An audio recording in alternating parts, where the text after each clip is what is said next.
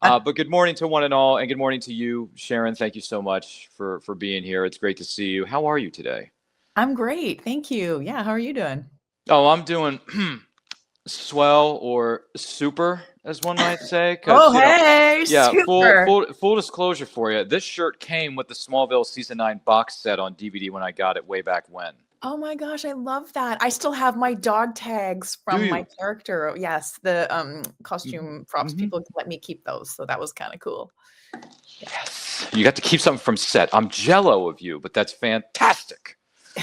It really, really, which begs the question: how, what was the audition process like for you to play this character known as Feora? Actually, that's a great question. The audition scene, it was, way before COVID, so it was in the studio and not online like the auditions are now. But to be honest, I don't mind being online, Hmm.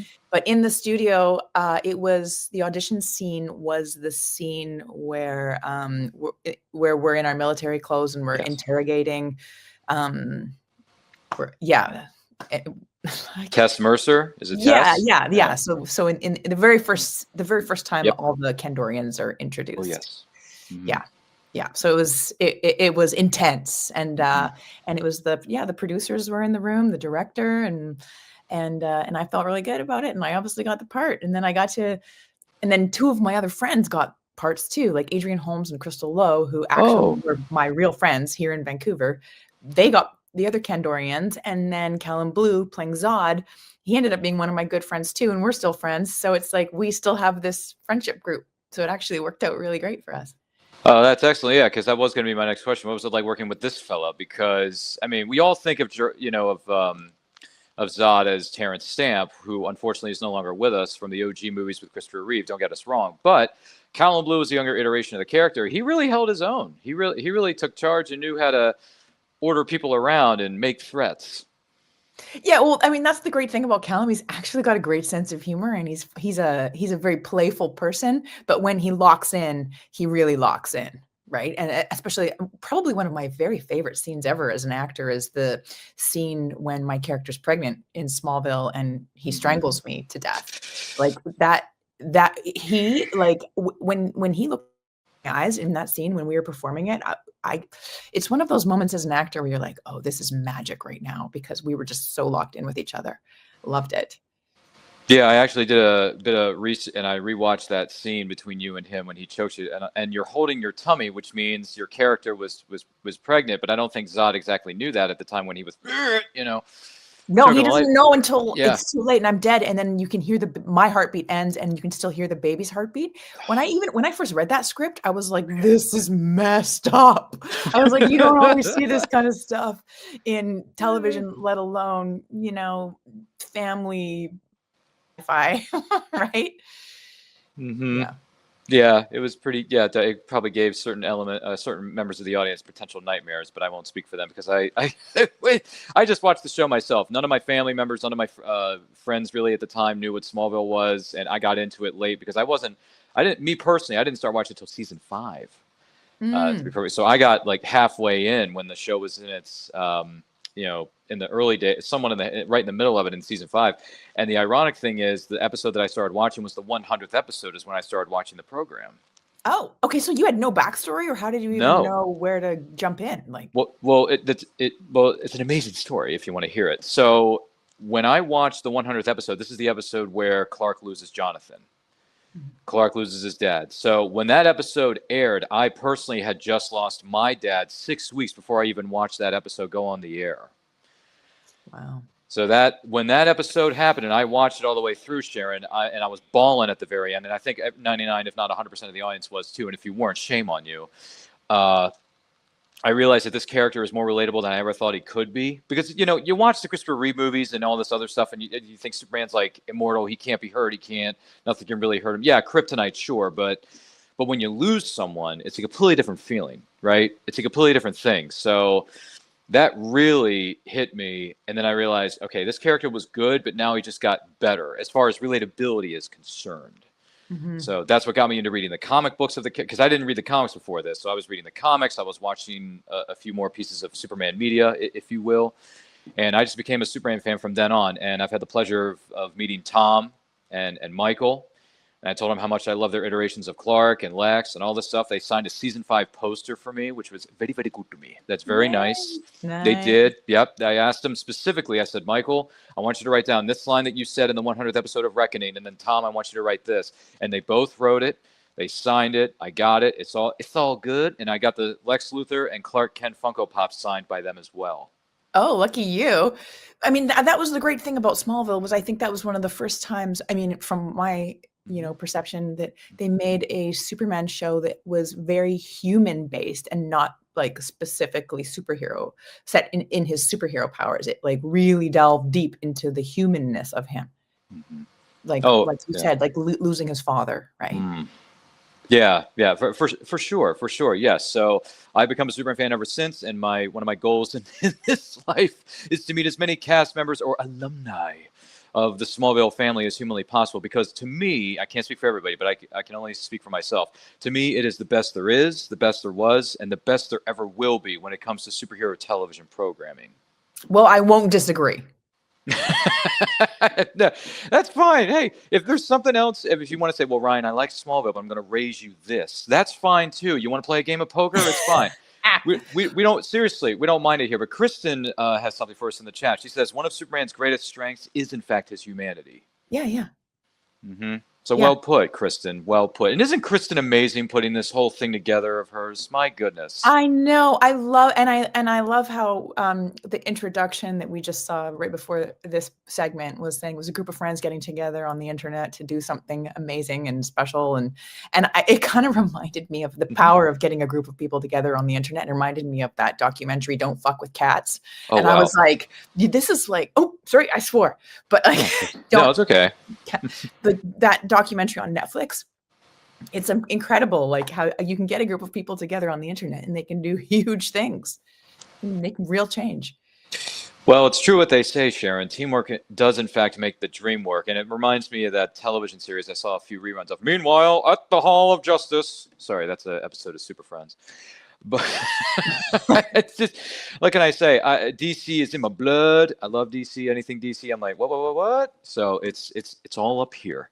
But well, I do actually have another cool like anecdote about that character, that Feyora character. Go ahead. I was doing a Stargate convention in London, and I met a friend of one of the other actors. She wasn't actually even doing a booth at that convention, but we all went out for dinner afterwards. I was sitting beside her, and she was like, "Oh, what are you working on right now?" And I said, "Oh, I'm working on this Superman show called Smallville." And she goes, "Oh," she goes, "I love Superman stuff." She goes, "I love Smallville. I was actually in the original I was in Superman 2. My name's Sarah Douglas. I played Feyora." And I was like, "I play Feyora." It was such a crazy moment. It was, in that moment, I didn't even think about it, but I should have like pulled out my phone and taken selfies and recorded it. But I didn't even think. I was just enjoying her presence and the fact that we had such that crazy coincidence. My goodness gracious. We're all connected in the great circle of life. I mean, not to go off on another quotism there for you, because what can I say? I'm a 90s kid. I grew up on watching a lot of things when I was much younger. Same. Yeah. Which that also is a great segue. What were some of your favorite movies growing up, or maybe some of your favorite movies now? Well, I mean, I think I'm a bit older than you, but I was just a kid when I discovered Romancing the Stone. It was on TV one day, and I was like, "I'm in love with this movie." And it was back, VHS days, so like I got my mom to help me like record it on the VHS machine, and so I just rewatched it over and over and over again. And to that effect, then my parents took me to the movie theater to see The Princess Bride, and I was like, "Oh my God, I'm in love." Those are my types of movies that just like get me going. Yeah. Oh, that is really cool. That no, it's okay. Listen, if it makes you feel any better, I just leveled up to level 38 today. So it's okay. It's okay. Age is just a number, Sharon. It's just a number. Yes. Thank you. Yeah, like I said, I just leveled up this morning. So happy birthday. Oh, so today is the actual day. It is. Yes. Happy birthday. Yeah, and I couldn't think of a better way to celebrate than being a moderator for this wonderful event that Kristen and company put on. And now, granted, Jamie, who was on just before us, puts me to shame in his stylish French category, Jamie. Thanks a lot, buddy. But it's all Oh, good. I don't know. Yeah. The Superman, sure, that's next level. It is. And this is the season where Clark called himself simply the Blur and not the Red Blue Blur like he was in season 8, respectively. Tom, we're looking at you, brother. So that guy was amazing too. I mean, Tom, he could look at his script and just look at it, and I guess when you do a show for 10 years, your brain just becomes like a photographic memory. Like he could just look at it and be like, okay, put it down, boom, all the lines, not even stumbling once. Incredible. Yeah, and he pulls off a Matrix look in season 9 with the trench coat. Yeah. Yeah. Which one of these days, I have the shirt, Sharon. I just don't have the trench coat. So one of these days, I hope to get the trench coat. Maybe I'll cosplay as the Blur at a convention. I got to wear the trench coat too in one of the episodes. Yeah. That must have been fun, right? Did you walk Yeah, I around? looked good. I was like, Did you kind of act a little bit like? Did you kind of act a little like Neo and look at somebody and put your phone to your ear and say, "I need guns, lots." Yeah, and start like leaning back, dodging invisible. Doing the bullet time scenario. Definitely having a coat like that certainly gives you a little bit of extra swagger in your walk. Yeah, I kind of noticed that when Callum Blue was walking around in a trench coat at some point during the show. It was amazing. Yeah, he knows how to command. He has a commanding presence, doesn't he? He does. Have you ever interviewed him before? Or met him? Unfortunately, no. But Kristen, if you're backstage writing down some notes, you may want to add Callum Blue to that list so we can pick his brain about what it was like to play Neo before Zod. So. Because he says it in the show, which is iconic. I mean, it's an iconic catchphrase. So just throwing that out there. I mean, I also think that. I mean, I can't speak from his experience, but I also think that's a lot of pressure as an actor to have to say an iconic line like that. I mean, you really don't want to disappoint the fans with that one. No, but he delivered, in my opinion. So he's fine. Good. You get passing grades, Callum. Passing grades by all means. And then Kristen goes on to say, "My parents had Romance in the Stone on VHS, and I watched it one day and I absolutely love it, and still do to this day." Yeah, right. So good. So yeah, we're simpatico here. Everybody agrees. But let me ask you this: what was it that got you into studying the martial arts? How did that happen? Again, as a kid, I watched Bloodsport and Lionheart with Van Damme, and I loved it. I loved them. And there was a martial arts school not far from where I lived, and I would walk past it every day, and I'd be like, "Oh, I want to do that. Oh, I love those Van Damme movies. I just want to go do that." And so one day I just walked in the door and I signed up, and I've been there for 26 years. My goodness gracious. Yeah. All it took was a little JCVD on a Saturday morning. Right. And then now, and I have my 2nd degree black belt. So I still love it. I still go. It's part of who I am. It's become part of my identity. Like not only my brand for television, but part of my mental health too, to be honest. Very, very, very, very important. Let's not kid ourselves, especially with what we went through with the pandemic. Yeah, mental health is extremely important to everybody on this earth. So let's try to keep that in perspective, for sure. Let's see. Bookish goes on to say, "Lionheart is one of my favorite movies." They say, "Goodness gracious." Oh, see, they have great taste too. Here's the sad thing for me. I've only seen a few scenes from Bloodsport. I haven't seen it all the way through, Sharon. I'm sorry. Well, maybe you can, check it out in the future. No. Just think of me when you watch it. I would. Yeah. Yes. And you're like, Van Damme's got blood running down his face. You're like, oh yeah, Sharon Taylor. That's correlated. It's in my brain. Yeah, that's certainly one way to go about it. Yeah, my introduction to JCVD respectively was Street Fighter. So, yeah. Colonel Guile, anybody? Yeah. Raul Julia as General M. Bison, who that movie didn't quite do it for me. That's okay. It didn't do it for a lot of people. It's a guilty pleasure to certain folks, such as myself. But I dig it. I dug it. I still do to this day. I don't care what anybody says. Ming-Na Wen hasn't aged a day since she was in that movie 30 plus years ago, Sharon. Oh, so I love her. I've never met her, but she's definitely like one of my idols. Still looking good at that age, but she looks incredible. And I know she doesn't age. She doesn't. Some folks just don't seem to want to age. They got the immortality gene in their blood. I don't know what it is. Vampires.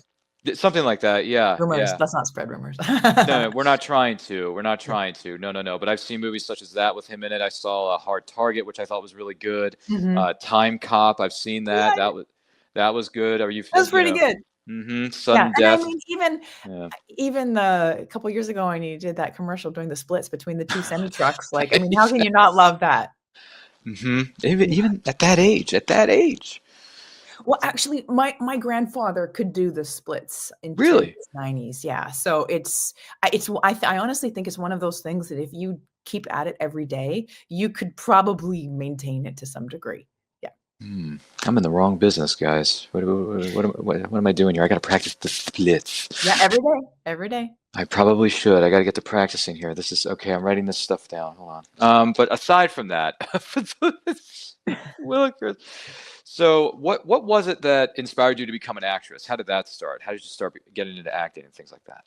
Oh, I was actually a pretty shy kid, so, when I just signed up for acting in high school, grade 8 acting that you take, Hmm. I just realized there was such a freedom in it, and I just loved it, and I loved being able to express myself as other characters and other words because I didn't have that as a kid myself because I was kinda shy, so I'm never the first kid to speak up. I'm a watcher, and I still sort of am a little bit too, where I just wait and I watch and I figure everything out first, and then I'll jump in. So, acting kind of gave me that freedom to just be something else and do something else and be a bit more brave. And then it just snowballed from there. Like, all the school plays, then university, and then theater school, and then get an agent, and then working in TV and film. That fat, like just like that. Snap of a fingers, anybody? Just like that. I feel like I have a few songs on the brain here. I don't know why, but it just seems to be clicking, I so to have this. speak. I can make anything into a song. Sometimes it drives my friends and family crazy. I'll just be like, oh, and then next sentence they say I can make into another song. I'm like, no, let's not do that. What? Well, who are some of your favorite bands or what favorite songs? Do you have any favorites? I mean, I'm really into some old school 70s rock lately. It kind of my music tastes are very eclectic. They change all the time. I'm definitely like 70s old school rock, 80s pop, and then 90s hip hop, and then 2000s dance music. And then right now, I gotta say, like, there's not a lot out there right now that gets me going. Hmm. But Yeah, that's fair. I will lean hard into, Fleetwood Mac and Rolling Stones any day. Oh, Fleetwood Mac, the dance album with Tusk. Oh my dear God. God, every song. Oh, I mean, they're all great. Don't get me wrong, but Tusk and Don't Stop Thinking About Tomorrow and Rhiannon and Yeah. was it Go Your Own Way? If I'm remembering that correctly. Well, I mean, that was the cool thing about their music was poetic, actually. Like, it was poetic, yes, the lyrics, and then not only did they nail the, like, hook and the catchy tune, but they actually had the, emotion behind it too, which just makes it all that better. that's a valid point. That's a valid Well, I point. guess there's a lot of emotion when, like, people are breaking up all the time within your band and getting back together again. There's probably a lot of emotion all the time. Yeah, Stevie Nicks, Buckingham, all those folks. There have been relationship troubles here and there, but hey, what else is new in Hollywood and show business? Mhm. Kristen says my Pandora is currently set to the Archies. Laugh out loud. Oh, like the 1950s and 60s Archies. I Oh, believe that's what she's referring to. okay. All That's right. it. Wow, that's interesting. I mean, we just did a movie watch along where a movie turned 35, and one of the songs that was featured in the film was "Give Me Some Lovin'" by Spencer Davis Group. So, Oh, well, I'm actually writing I finished writing a movie that is set in 1987. So for myself, I was Googling like top Billboard hits of 1987, and every yeah, song I was like, yes, yes, yes. Like Walk Like an Egyptian. I'm putting that one in there, and like all these songs, just one after another. I loved it. Mhm. oh, that's in 1987. This is where that's when yours truly was born. So there you Okay, go. well, 1987 was a great year for It music, was. for pop music. It Great. was. It was. It was a great year for music, great year for film, great year for television. Oh You had all my the popular God, yes. sitcoms. You had all the movies such as Adventures in Babysitting with Elizabeth Shue. Oh, I loved that movie. Who does it? I just rewatched it last week. Did I ever tell you? I'm telling you now. I watched it last week. Well, I worked with Vincent D'Onofrio on Ghost Wars, and then I looked him up on IMDb when I was working with him, and then I saw him like Adventures in Babysitting. And I was like, oh my gosh, like I grew up watching him in, as like Thor, the tow truck driver in Adventures Mr. in Babysitting. Dawson. I was like, this is so crazy. My brain didn't even make that correlation until I'd seen it on IMDb. Mm-hmm. Yep. Well, back then he was wearing a baseball cap and he had long blonde hair. So It's a whole other vibe. 1987. This is $45 here. You owe me 50. Then you don't have a car. It's just I love that you know the lines like that. Thank you. He was kind of like so scary and menacing, but like you don't know what he's gonna do. Yeah. Well, the funny thing is, if I watch something once or twice, Sharon, the whole script goes right up here, and I can quote it back to you verbatim. Oh man, I love that. It's true. I do have one other friend that can do that, and like a lot of our banter and jokes, he just starts quoting movie lines, and I'm like, I can't even keep up. So like, I wouldn't be able to keep up with you. That's okay. I mean, I guess, just you and the person who may be watching and listening to this Otherworldly Fundraising program right now might not be ready for that yet, but your kids are going to love it. There's one. Sharon didn't get it, but I just dropped another one on you. Your kids are going to love it? No, well, you guys aren't ready for that yet, but your kids are going to love it is what Marty says. Back to the Future. Yeah. I knew that. Mm-hmm. Okay, she's catching on. She's catching on. It just took her a minute. That's all. By the way, Kristen says, "Sugar, sugar." Laugh out loud. There you go, honey, honey.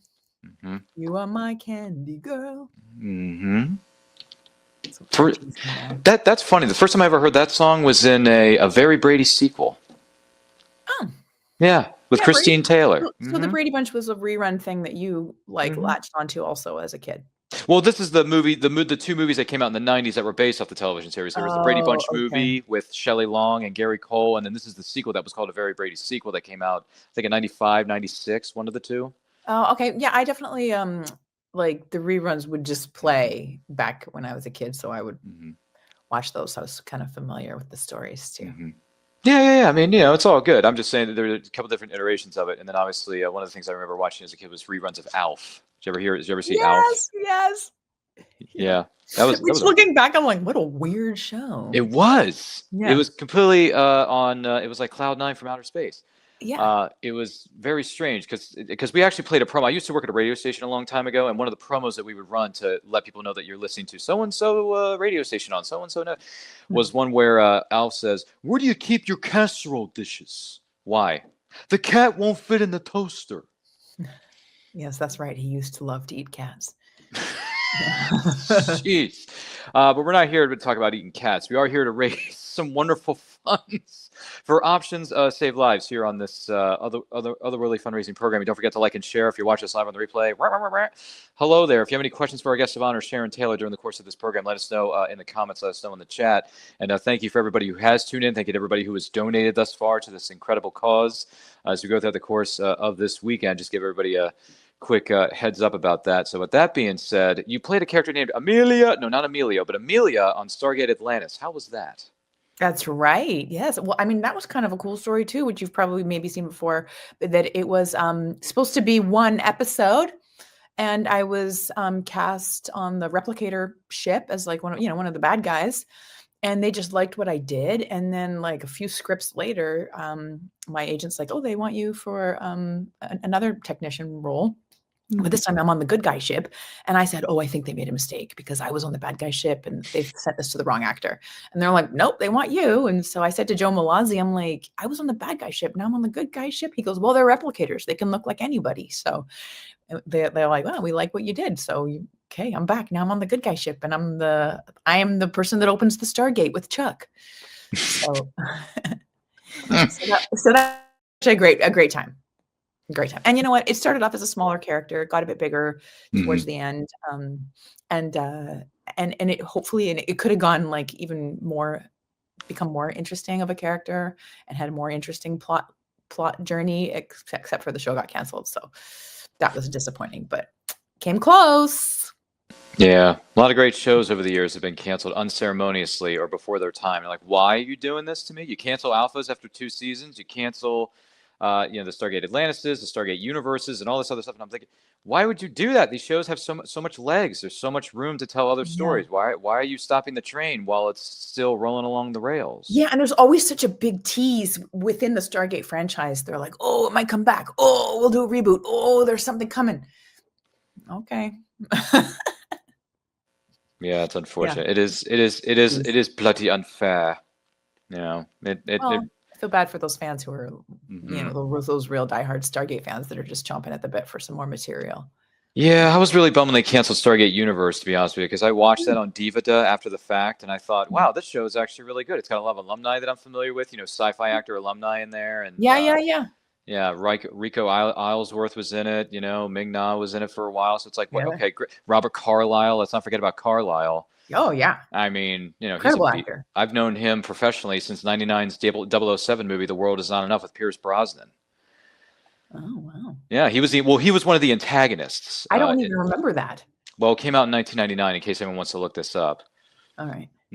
Fun fact. Yeah, we did a 25th anniversary watch along of that on my YouTube channel last year. Yeah, I have this channel called And I Quote, and I just do watch alongs and I do shows where I interview indie creators from all over the world. And basically, it's like a Q&A like we're doing now. And I do my best to support as many indie creators as I can because they're awesome-tacular. So why the heck Yes, not? I love that. And sometimes you actually find incredible content when you kind of dig a little deeper and in past the mainstream stuff and find some indie stuff, right? Like incredible content, which is super interesting. Yeah, it's been a great journey for And I Quote channel so far. I've been doing it for 5 years, so it's been very, very good to me. And do you quote lots of movies throughout as you go? Well, if it's a movie I know very well, Sharon, I will start quoting it as we're watching the film, and I know that may throw some of my friends off kilter, but I can't help it. They call me Ryan the Quote. They don't call me Ryan the Quote for no reason, Sharon. So it's not just you with your lips moving as the movie's going. You're like literally speaking out loud as saying, talking along with the movie. Yeah, that might. It might throw people off, but then again, there's a few friends of mine that understand why I do it, and they're cool with it. I haven't lost any, what do you call, friendship points, if you know what I mean. No, of course, no. It's a very endearing quality. It certainly is. Kristen goes on to say the band Garbage sang the title theme song to The World Is Not Enough for 007 back in '99. Oh, fun fact. And I do like that song, Kristen. So thanks for bringing that up. That is Yeah, I grew up watching the Pierce Brosnan era of Bond films, and obviously Daniel Craig that came after him and all that kind of jazz. So, yeah. I mean, that was my generation, but I know a lot of people have a soft spot for Connery. There's a few that, not a lot, but a few have a soft spot for Roger Moore. # not my James Bond. That era never happened. But Sean Connery was cool because he was the OG. He was the predator. He was the cream of the crop. And then, Timothy Dalton to me is underrated. I think Timothy Dalton did a great job. Yeah, I definitely like Sean Connery had the swagger for the character again, and then and then Pierce Brosnan and Daniel Craig. He had they had a little bit less swagger, but they had a little bit more again humanistic elements that the other ones didn't have as much. That's another. That's another. I was going to say earlier. That's another valid point. So yeah. For sure. And I also see here, you're also on another, and this is a thing that happens a lot with a lot of wonderful actors and actresses up in Canada. They like to keep bringing in a lot of the same people on all these different CW or WB branded shows. One of them included CW's The 100, where you were a council member number 2, apparently, for 4 episodes. I got to ask you, though, The 100 is a criminally underrated show, in my opinion, but what was it like working on The 100? Well, that was I was in the first couple episodes of the show where they just were creating this council that made decisions on the spaceship, and obviously the intention of the storyline was to end up on the Earth, but it's one of those things where as an actor you like sign up for it and you didn't know you were gonna die, so you're like, oh great. Excuse me, I have a cough. But so next thing I know, I'm like, oh great. Well, so much for that. I thought I would have got more episodes out of that one, but that's okay. That's okay. Oh man. So I only had scenes with Isaiah Washington and Ian from Lost. Yeah, Henry Ian Cusick. Yeah. Yeah, Desmond, as we all know him as. Desmond. Yes, Lost. Oh my gosh. Okay, there you go. You were asking before about some of my favorite shows. Lost, one of my all-time favorite shows, all time. I've just started rewatching it again. Oh, did you? I love Lost. Oh. Yeah. My brother got me into Lost because he was a fan of it from day one, and then I jumped on it, I think, towards season 3 or whatever it was. So it was once again, these things tend to happen midway through series runs. But my brother watched it from beginning to end, and he got me into it. And then we went back, bought the Diva-Does, I watched him and all that jazz. But my favorite character of all time had to be Desmond. Yeah, it had to be Henry. Great character. Henry just nailed that part or his struggles and all this other jazz. And when he and Penny had that conversation across time and space on the phone, when he was on the ship and she was back home, on the phone. Do you remember that? Oh, yeah. I was bawling, It's Sharon. so sad. Yeah, so sad. I was I bawling. said so when I was Crazy. working with him on the 100, I said, just so you know, the Lost is my favorite show. What was his reaction? He's like, is my favorite show too. Oh, that's genius. I'll see you in another life, brother. And it's just, yeah, that scene on the boat, Sharon. Just, the boat, yeah. It's so good. And another interesting story about that scene is that there was a magazine for Lost. There was an official Lost magazine that we would pick up at Barnes & Noble. And I wrote in to that magazine, and they published my blurb about how I loved episode 4.12, the episode between Penny and Desmond. I'm like, oh my gosh, my comments about a show ends up in a magazine. Oh, that's so cool. Remember those days of magazines? Gosh, there was a Smallville magazine, a Stargate magazine, and I have you get a tons magazine of them for all like the top TV shows. Yeah. All the sci-fi comic book related series. Yeah. Smallville, I got a storage tote, Sharon. I kid you not. There's a storage tote that has a huge stack of them. And one of them, I got my comments published about how I missed seeing Laura Vandervoort's character, Kara, Supergirl, on Smallville. And I said, hey guys, can you please bring her back? She was so good in season 7. We loved her in season 7. And then eventually she shows up, here and there sparingly over the course of those last 3 seasons. But I mean, even so, anytime I saw Laura Vandervoort, I'm like, all right, just go, do your thing. I'm listening. Yeah. I've had the pleasure of meeting her not once but twice, and I told her, hey, I just want to let you know straight up, Laura, season 7's my favorite season, and you're the reason why. And it's not just because you're a wonderful actress. It's not just because of that, but you added a lot of layers. Ogres have layers, Sharon. Ogres have layers. Yeah. Also, she fit the part. She looked the part. She she nailed that character. Yeah, she really did. So Laura, very, very good to me. And yeah, she signed. I actually won a autographed print from her Twitter. She had a Twitter giveaway, and I won. And she wrote a heartfelt message to me on the back of it. And then she wrote, to Ryan, love Laura Vandervoort, aka Kara. And I'm like, oh my god. So my millennia was was made at that point. But hey, like I said, this is how much I love Smallville and the Superman character and the mythos, the family, the House of L, as one might say. Yeah. So it's what all. Do you think of the newer Superman shows that are out right now, like the Lois and Clark and? Oh, well, I've seen the first season or so of Superman and Lois with Tyler Hoechlin and Bitsy Tulik. That was good. I liked it. And then I saw the new movie that came out in theaters earlier this summer with David Corn Sweet and Rachel Brosnahan, James Gunn directing it. Yeah, I never saw it. Well, you got some homework to do, my dear. But throwing it out there. But no, the movie was good. It wasn't the best Superman movie I've ever seen in my life, but it is a good one. It's a good one. It's a good start for this new, DC cinematic universe that James Gunn and company are attempting to build. And I like the new kid. I like David as Superman. I think he's going to do a good job. Yeah, I heard good things about him, and I saw the reviews were good about him too. So that's as an actor, again, when you're like coming in playing an iconic character like that, the amount of pressure and like all the fan hate that you could get in those situations could be really horrible. But he did well. Him, Rachel, and everyone else around him, they did a good job. There's a few things, what do you call, like nitpicky things that I had issues with, Sharon, but it's okay. It's the first movie, it's not supposed to be perfect. No movie is perfect. We'll see how it goes in the sequel. Oh, that's right. You're a very generous fan. I do my best, although I am kind of critical when it comes to, because Superman's my number one character, so I take Superman very, very seriously. Yeah, fair. But, we do what we can. Kristen has a question for us in the chat. She says, any fun experiences from the set of Nancy Drew? Well, I got to say, again, the young woman that plays Nancy Drew, she has, again, also the same kind of photographic memory where she could just, she's in every scene. She's in all the episodes. Again, she can look at the script and go, take one look and just boom. And and it's all like this sci-fi talk, like of ancient relics and spirits and ghosts and monsters that are coming. And I'm like, this woman can rattle it all off. I'm like, oh, what an incredible skill. I have so much respect for her. She was so talented and so generous with all the cast members. Honestly, loved working with that cast.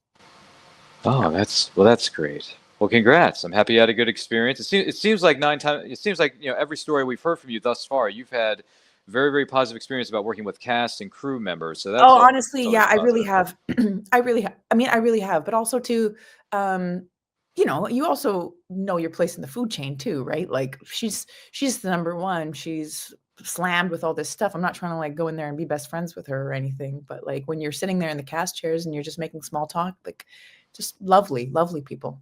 Hmm. Well, that's always good. Always good to hear Mhm. when it comes to these things. So if someone wants to start and get into acting, what advice would you give them? I would say take lots and lots of acting classes because I ended up with my degree in theater. I started my own theater company.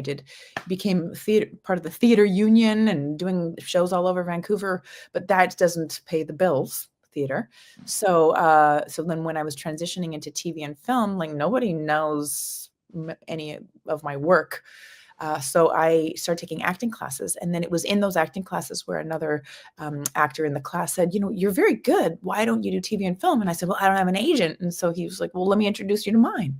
And so it was just that building a community and people vouching for you. So taking acting classes and people getting out there and people knowing in the city, knowing who you are, you got to start somewhere, right? So you got to start bottom. Mm-hmm. That is true. The more you know. So they. Yeah. The more So you know. I know, the more you know. And as some of us learned in the 80s, knowing is half the battle. So, I know, yeah, someone in the producers chat's probably wondering, wait a minute, did Ryan just quote G.I. Joe? What the heck is going on here? Well, hey, it may not be Saturday morning here, folks, but, we try our... Oh, remember Saturday morning cartoons? How wake up early and I just sit there in front of know. the TV for like 3-4 hours and just watch cartoons all morning? That was the Well, best. it was, yeah, for me, it was, Fox Kids was a big deal, right? Fox Kids had Spider-Man, X-Men, Batman the Animated Series, Mighty Morphin Power Rangers was a big thing back in the 90s. And yes, I'll admit it, I'm still an MMPR fan. I don't care what anybody says. I wear my geek proudly. It's all good. I always pretended I was the Red Ranger at recess. Oh, hey. Yeah, so I was pretending I had the power sword in my hand, Sharon, and, doing Yes. a little bit of fisticuffs, maybe a bit of a sidekick like Austin Well, St. there you go. John, You got a little martial arts in you too. Well, I mean, I've never actually studied it, but I wouldn't be opposed to start studying martial arts at the age of 38. Who knows? Oh, honestly, there's no bad time. There's no like time limit at all. There's Yeah. students at my martial arts school that, are in their 60s. And, they don't necessarily kick as high or anything like that, but they're still there. They're still doing it. And it's still effective. It's still a kick. It's still going to hurt if they kick somebody. Oh boy. I mean, I should There you know. go. So something to think about. Food for thought. I will be thinking about it because I remember that crane kick that Johnny got to the face with in Karate Kid, and then you remember, and then there's another one called Sidekicks with Chuck Norris and the late great Jonathan Brandis, no longer with us. But that was another movie I watched in the 90s too, was Sidekicks. Yeah, I loved all those movies. So I'm assuming Enter the Dragon was another one of your favorites? Yeah. Yeah. It's so funny. Like I liked the Bruce Lee movies, but they didn't, I don't know why there was something sort of vicious about the Van Damme movies that I don't know why, but that somehow appealed to me more. Says something about me, my psyche. I don't know. I was gonna say, is there something we should know about you here? Like what is? Yeah. What is happening here? But no, hey, I get it. But when you got up on Saturday morning, and well, let me ask you this: what cereal did you have before you started watching the cartoons? And secondly, what was the first cartoon you would want to turn on the TV in the morning? Well, it's so funny. My parents were like, you were not allowed sugar. Like me and my sister were not allowed sugar. So on Sundays, we were allowed to sprinkle a little sugar on our Cheerios. So that was kind of our own. That was our only breakfast was Cheerios, and then on Sundays you could put sugar on it. But yeah, so Cheerio on a Saturday it would be like Cheerios, and I also watched all those wrestling cartoons. Like I was really really into back when it was called WWF. I watched all those. Yep. That was my jam. Wow. Hulk Hogan Saturday morning. I forget the name of it exactly, but Hulk Hogan Saturday morning. Hogan and Friends, or Hogan and Friends. Yeah. Something like that. That kind of thing. Well, let me just out of curiosity, who was your favorite wrestler? Do you have a favorite wrestler?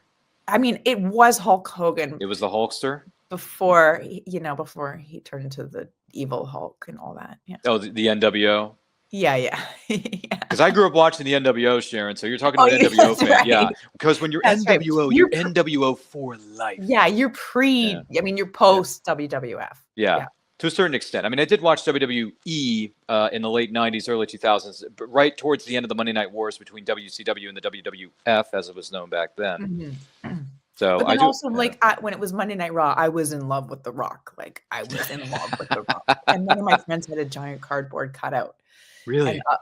like, a guy had a giant cardboard cutout Mm-hmm. in his living room. And so it was like, oh my God, we loved that. We loved it. Oh, well, now I really got to know this. What was your favorite catchphrase that The Rock would always drop on somebody? At the people's elbow, right? But then also, like, can you smell what The Rock is cooking? I mean, everybody likes that. Mm-hmm. Yeah. All right, all right. I'm just wondering because he had a lot of catchphrases back then. It doesn't matter what your name is, He had that Maybe I one. wasn't in it for the words. Oh, okay, all right, all right. Well, it's okay. I It's more like, understand. shh, don't talk. No, It's just kidding. okay. No, it's fine. We won't tell anyone. It's fine. Our lips are sealed here in the studios, and our producers backstage are looking at me right now. It's like, okay, we won't say anything. So it's it's completely. But we're all fine here. No, thank you. How are you? Jeez. Whoo. Goodness gracious. Goodness gracious. Well, there was another Oh, TV. Oh yeah, go ahead. What were you gonna say? Go ahead. speaking of The Rock, I didn't see, have you seen the ads for the Smashing Machine? I've seen the ads. I just haven't seen the film. Yeah, no, neither have I. So it actually looks so interesting, the fact that he's like playing that Hmm. real person. Yeah. And he Yeah. totally changed how he looks for that too. So I'm Yeah. super curious. Hmm. I'm gonna watch that one. Yeah. It is. It's going to be an interesting biopic when it does release, and everyone can have access to it and stream it or watch it. So I'm curious to see what happens with it. It looks like an interesting trailer. Plus, it's him and Emily Blunt, and Emily Blunt has been electrifying Hollywood in her own way for the last 20 years. Yeah. How can you not love her? She can do anything. She can sing, she can do comedy, she can do action, On the Edge of Tomorrow. Like, she can do everything. And we just did a watch along of one of her films the other night on our channel. We did one for the 10th anniversary of Sicario Ooh. that she was in. Yeah. With Benicio del Toro Yeah. and Josh Brolin. Do you remember that one? Of course. Great movie. It's It dark though. wasn't, didn't Taylor Sheridan? That? Yes. Well, he wrote it. Yes. Mm-hmm. Yeah. Yeah, he wrote that. Like, another incredible talent. Mm-hmm. Yep, he wrote that, and Denis Villeneuve was the director of Sicario. So that was Two powerhouse. Well, things have changed a lot in 10 years for Denis Villeneuve and Taylor Sheridan. Taylor Sheridan's got the Yellowstone television or / cinematic universe going on one end of the spectrum, and then Denis Villeneuve's got 30 Dune movies he's going to be making for the next 10 years. So Yes. Yeah, they both have their own franchises that they are in charge of. yeah, and Dune is a very thick book.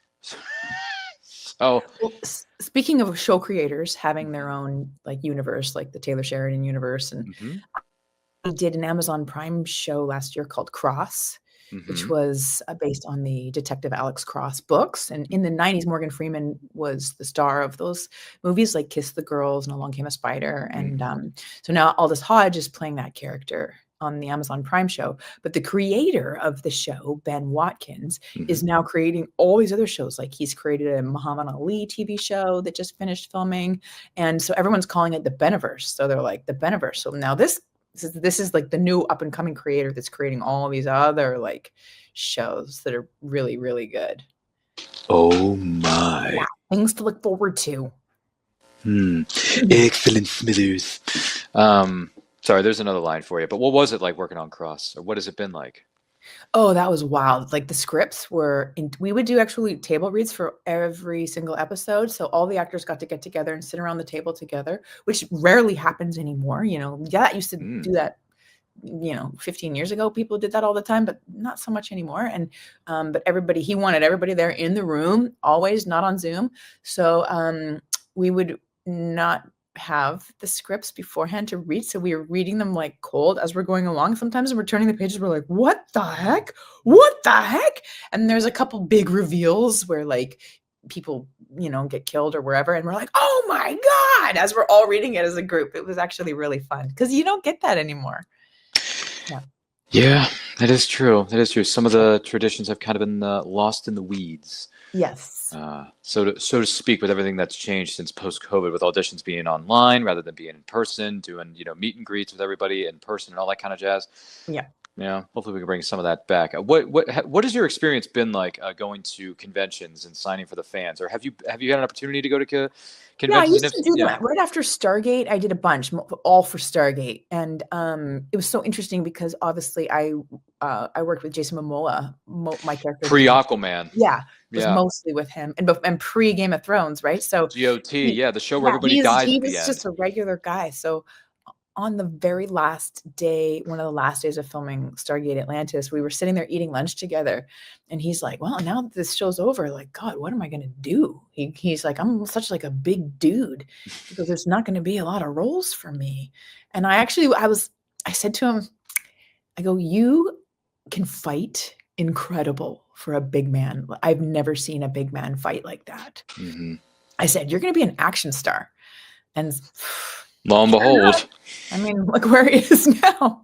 I just yeah. finished watching Chief of War, and I mean, the guy can do anything. He's like incredible. And when I was working with him on Sea, there was the big giant battle. It took us a couple weeks to film in the woods Mm-hmm. in the first episode of Sea, and we were all in the woods together for weeks and weeks. And but whenever he was doing his stuff, I would just like stand back and watch. And I was like, like I've never seen a man that size, that agile, like flipping people and grabbing them and spinning them. And it was incredible. It was incredible.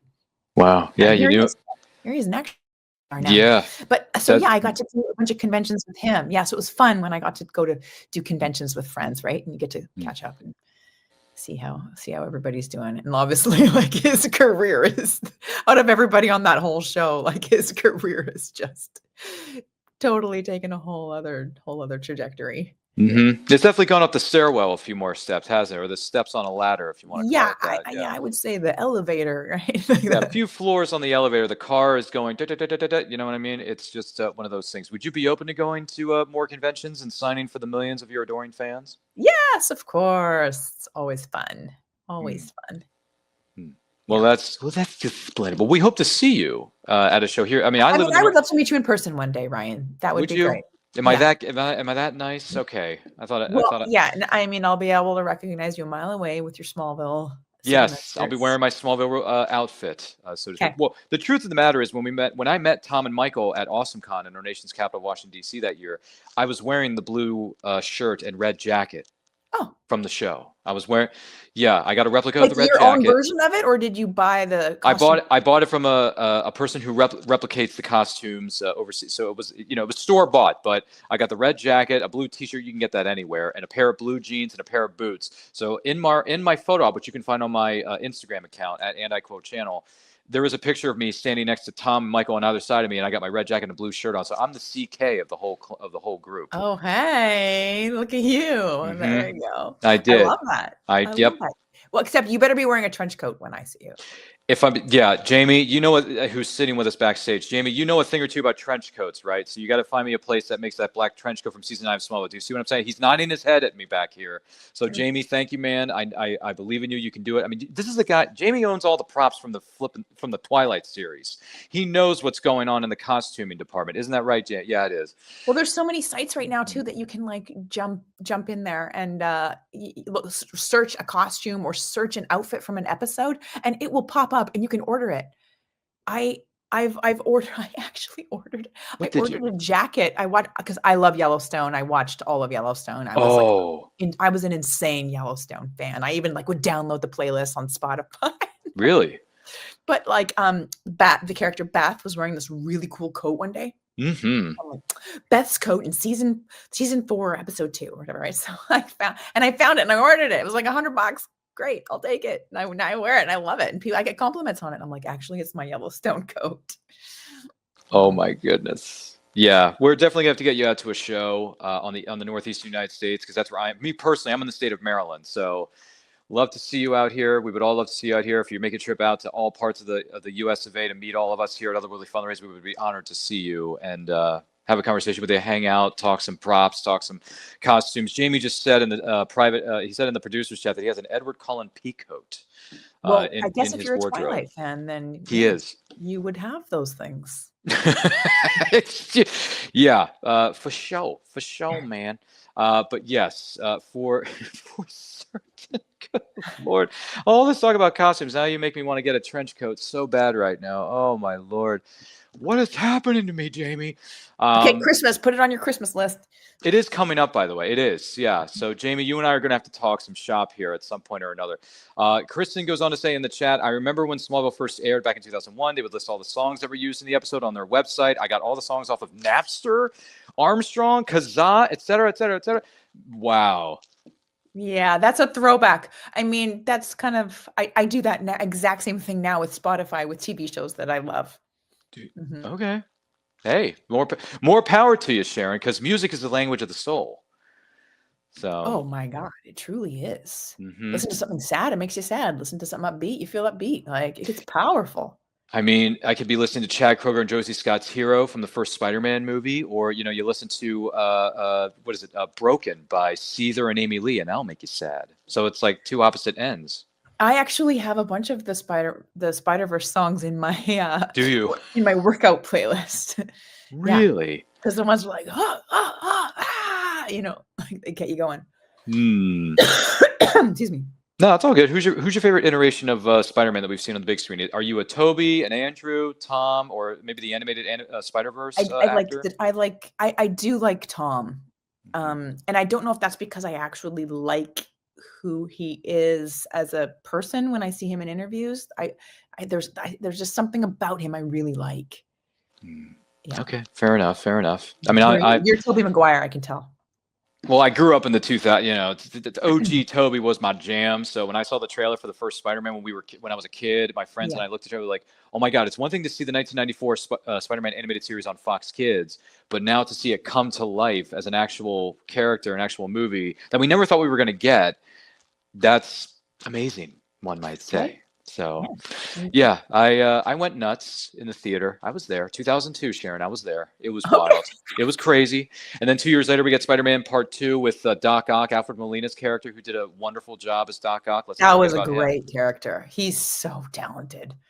Holy crap, that he was good. Which actually brings us to a really great $1 million question for you, Sharon. Who is an actor or actress you hope to work with in the future that you haven't worked with yet? I have a vision board, Do you? which I have, you know, talked about before sometimes. And I put things on it and they slowly come true.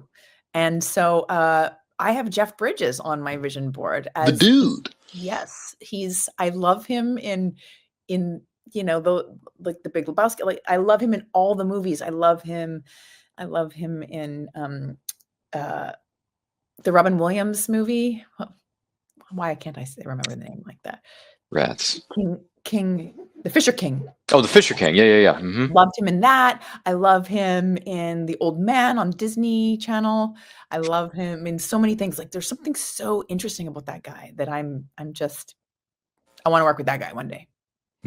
Well, one of the characters I know him best is Kevin Flynn from Tron. So right, of course. I mean, Tron Legacy. Yeah. Well, that Tron Legacy was my favorite IMAX 3D experience I ever had in the theater. Okay. So I'm a Tron. I mean, I respect Tron, but Tron Legacy to me was miles. No offense, but miles better than the first one. Oh, okay. In my opinion, it's okay. Yeah, I'll be in the minority. I actually don't have an opinion about that. So it's okay. I'd have to go back and rewatch them so that I could have an educated conversation with you about it. That's great. That should be one of the first items of discussion when I see you at a Comic-Con dressed as season 9's iteration of Clark Kent as the Blur, with the trench coat, by the way, folks, with the trench coat. We're marking this down. I'll wear the dog tags.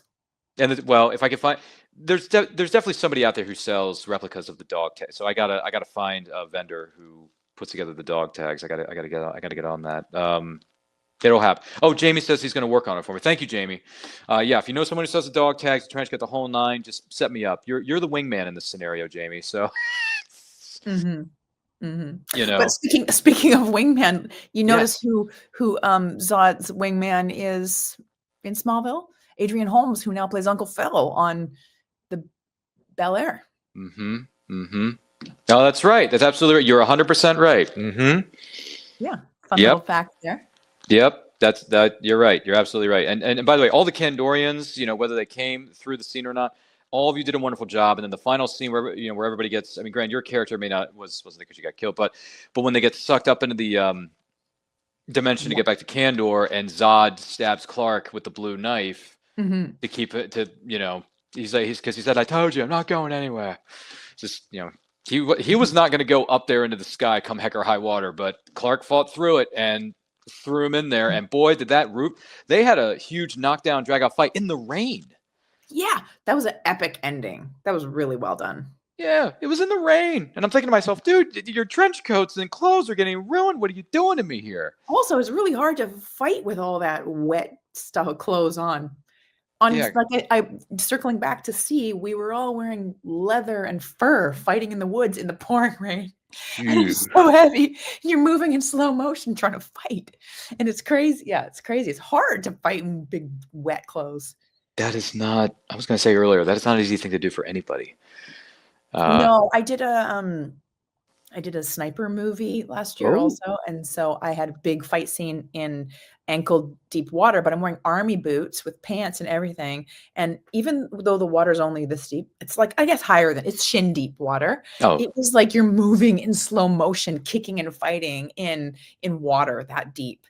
Like that was a workout. People were like, oh, how'd you train for that? And I'm like, the choreography was fine. I could memorize the choreography. I knew that it was going to be my cardio that could keep up with like being so tired from fighting in water for hours. Oh my goodness gracious. I wouldn't wish that upon anybody, but if you got to do it, if you got to do it for the character, it's part of the character. It's part of the job.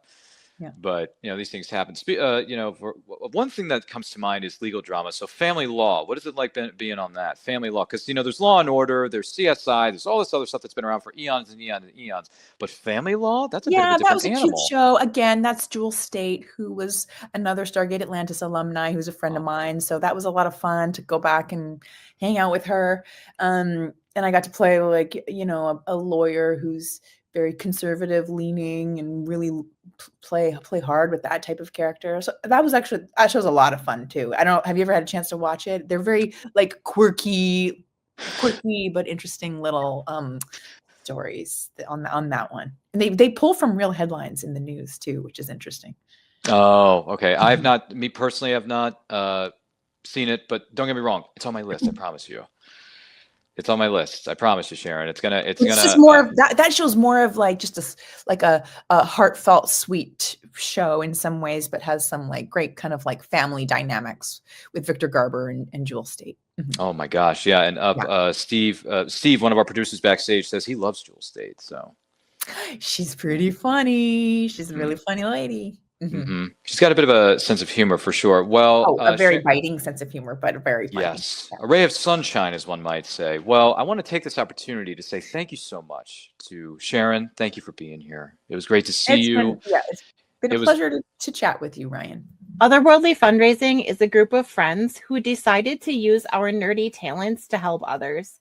Our charity this year is Options Save Lives, which helps individuals fully recover from alcohol use disorder.